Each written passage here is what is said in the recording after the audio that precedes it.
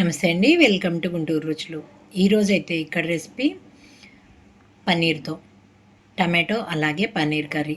చూసారు కదా ఎంత చక్కగా క్రీమీగా వచ్చేసిందో. మరి నేనైతే ఇక్కడ చపాతీ పుల్కాల్లోకి చేసుకున్నవే ఇది. వైట్ రైస్లోకి బాగుంటుంది, అంతేకాదు బగారా రైస్ ఫ్రైడ్ రైస్ కాంబినేషన్తో కూడా సూపర్గా ఉంటుంది. మరి మొత్తం పోషకాలే కదా పన్నీర్ అంటేనే. టమాటోలో మంచి విటమిన్ సి అయితే దొరుకుతుంది. మరి ఇంకెందుకు ఆలస్యం, మరి చాలా తక్కువ టైంలో చేసుకోవచ్చు. పనీర్ ఇంట్లో చేసుకున్నా కూడా ఎక్కువ టైం పట్టదు. మరి టమాటోతోనే కాదు, ఇంకా కొన్ని వెజిటబుల్స్ ఒకటి కలిపి కూడా ఇలా చేసుకోవచ్చు పన్నీర్ని. మరి ఇంకెందుకు ఆలస్యం, ఎలా చేయాలో చూద్దాం. ఈరోజైతే ఇక్కడ నేను పన్నీర్తో చేసుకునే కర్రీ అండి. ఇది చపాతీలోకి, పుల్కాల్లోకి, అట్లాగే బటర్ నాన్స్లోకి, వైట్ రైస్లోకి, అలాగే బగారా రైస్లో కూడా సూపర్గా ఉంటుంది. మరి నేను తీసుకున్నదైతే ఇక్కడ ఒక 1/2 కేజీ టమాటో, అలాగే మీడియం సైజు ఉల్లిపాయ ఒకటి, పచ్చిమిరపకాయలు 2, పన్నీర్ వచ్చేసి ఇలా క్యూబ్స్ లాగా కొంచెం కట్ చేసుకున్నాను. ఇది వచ్చేసి 75 గ్రామ్స్ వరకు ఉంటుందండి. అల్లం వెల్లుల్లి పేస్ట్ కొంచెం, ధనియాల పొడి, జీలకర్ర పొడి, కొద్దిగా గరం మసాలా, అలాగే దీంతో పాటుగా కొంచెం కసూరి మేతి. ఇక్కడైతే స్టవ్ ఆన్ చేసి పాన్ పెట్టుకున్నాను. ముందుగా దీంట్లోకి అయితే ఆయిల్ తీసుకుంటున్నానండి. ముందుగా పన్నీర్ని కొంచెంగా వేయించుకుంటున్నాను. దీనికోసం ఇక్కడ 1 టేబుల్ స్పూన్ వరకు ఆయిల్ తీసుకున్నాను. ఆయిల్ హీట్ అయ్యేటప్పుడే ఇందులోకి కొంచెం పసుపు, అలాగే కొద్దిగా సాల్ట్ వేస్తున్నాను. మీరు పన్నీర్కే ముందుగా పసుపు, అలాగే కారం, ఉప్పు మొత్తం కలిపి తర్వాత ఆయిల్లో వేసుకున్నా బాగుంటుంది, లేదా ఇలా వేసినా బాగుంటుంది. పసుపు, ఉప్పు వేసిన తర్వాత కొంచెంగా కారం కూడా వేస్తున్నాను.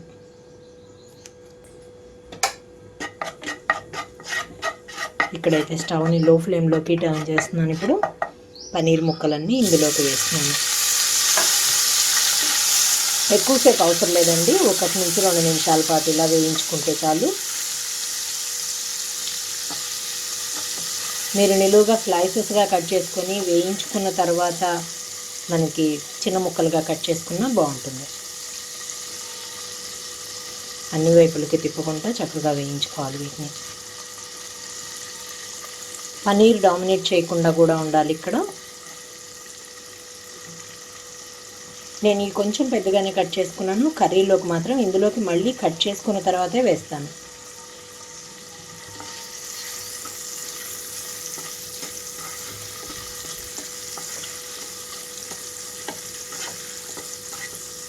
ఎక్కువసేపు కాకుండా 1 నిమిషం పాటు దోరగా ఇలా వేయించుకున్న తర్వాత వీటిని అయితే ప్లేట్లోకి తీసేసుకోవాలి. వీటిని నేను ఇప్పుడు ఒక ప్లేట్లోకి తీసుకుంటున్నాను.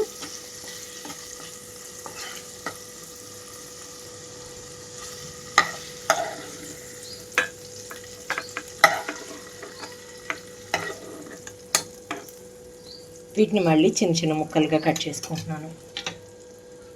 ఇంకొక టేబుల్ స్పూన్ వరకు ఆయిల్ ఇందులోకి వేసుకున్నాను. ఇందులోనే 1 స్పూన్ వరకు ఆవాలు, అలాగే కొద్దిగా జీలకర్ర కూడా వేస్తున్నాను. వీటితో పాటుగా కొన్ని పచ్చిశనగపప్పు కూడా వేసుకొని, అలాగే ఎండుమిరపకాయలు కూడా చిన్న ముక్కలుగా కట్ చేసి వేస్తున్నాను ఇందులోకి. ఇక్కడ పచ్చిశనగపప్పు అంతా కలర్ మారేటప్పుడే ఇందులోకి కట్ చేసి పెట్టుకున్న ఉల్లిపాయలు కూడా వేసేసుకుంటున్నాను.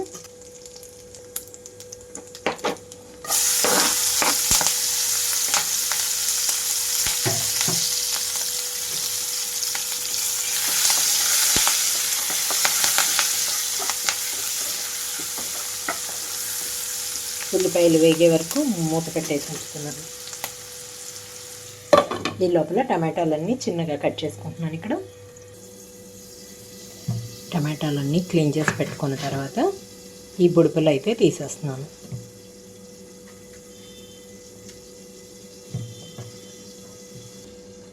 వీటన్నిటిని చిన్న చిన్నగా కట్ చేసుకుంటున్నాను.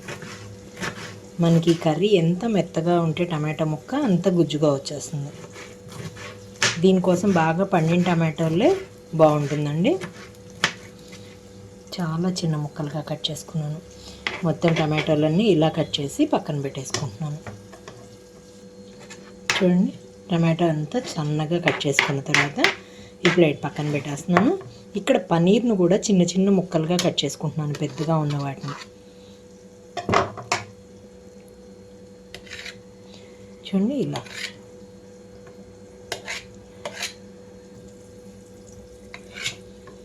చూసారు కదా, మూత తీస్తున్నాను ఇక్కడ నేను.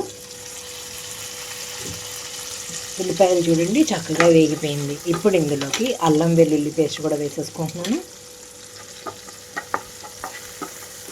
పేస్ట్ వేసాక మీడియం ఫ్లేమ్లోకి టర్న్ చేసి వేయించుకుంటున్నాను. పచ్చి వాసన పోవాలి ఇక్కడ.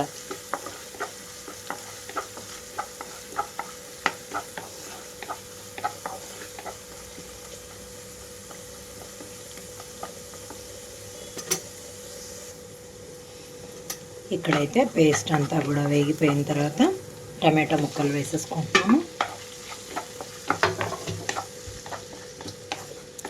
టమాటా ముక్కలు వేసిన తర్వాత పసుపు అయితే అవసరం లేదండి, ఆల్రెడీ ఆయిల్లో వేసేసి ఉంది కాబట్టి. ఇందులోకి ఇప్పుడు రుచికి తగినట్లుగా సాల్ట్ వేసేసుకుంటున్నాము. అలాగే కారం కూడా.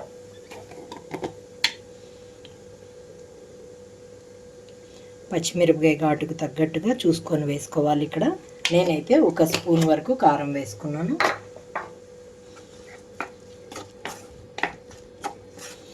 మూత పెట్టేసి టమాటా ముక్క నుంచి తోలంతా ఊడిపోయేంత వరకు మూత పెట్టి ఉంచాలి. అది మీరు మీడియం ఫ్లేమ్లో ఉంచినా లో ఫ్లేమ్లో ఉంచినా సరే మీ టైంని బట్టి.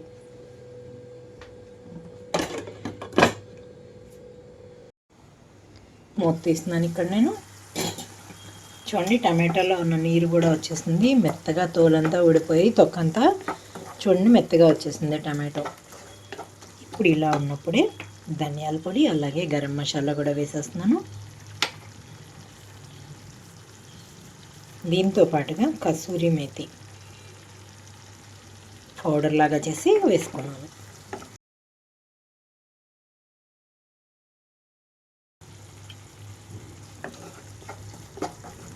చివరిగా కట్ చేసి పెట్టుకున్న పన్నీర్ మొత్తం వేసేసుకుంటున్నాను.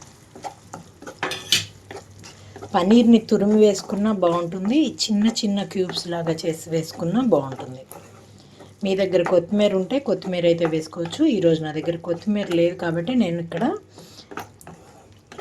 స్కిప్ చేస్తున్నాను. చూసారు కదా, పన్నీర్ కర్రీ రెడీ అయిపోయింది.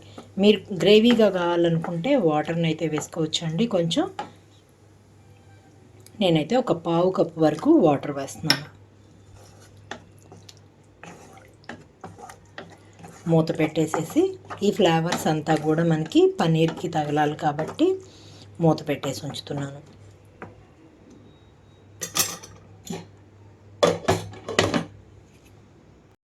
2 నిమిషాల తర్వాత మూత తీస్తున్నాను ఇక్కడ.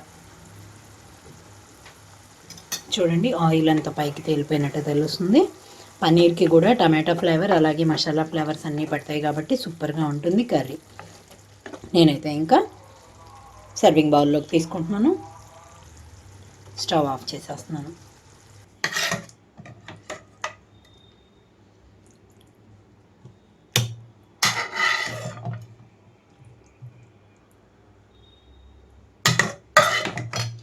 చూసారు కదా, టమాటో పన్నీర్ కర్రీ రెడీ అయిపోయింది.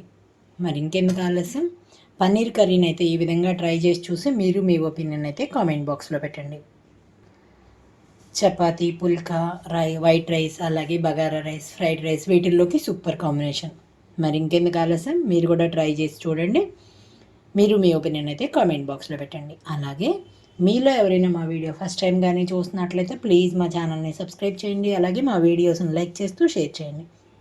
పక్కనే ఉన్న bell icon all option click చేస్తే మేము ఇచ్చే వీడియోలన్నీ మీకు నోటిఫికేషన్స్ వస్తాయి. Please encouragement. Thank you for watching. Thank you.